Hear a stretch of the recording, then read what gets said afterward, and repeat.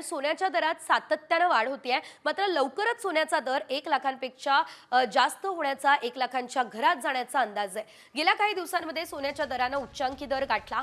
Budget नंतरही सोन्याच्या किमतीत वाढ सुरू आहे। सोन्याचा दर आता 88,500 रुपये प्रति 10 ग्रॅम इतका झालाय। तर गेल्या वर्षभरात सोन्याच्या दरात तब्बल 23,000 रुपयांच्या आसपासची वाढ झाली आहे। जानेवारी 2024 मध्ये सोन्याचा दर जो आहे तो 63,250 रुपये प्रति 10 ग्रॅम होता।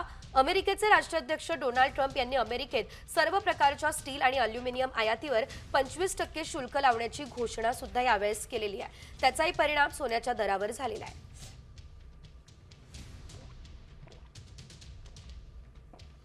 स्टील अॅल्युमिनियम आयातीवर 25% शुल्क लावण्याची ट्रम्पची घोषणा असल्याचं बघायला मिळतंय। ट्रम्प यांच्या ट्रेड वॉरमुळे जगभरातल्या बाजारात अनिश्चितता बघायला मिळते।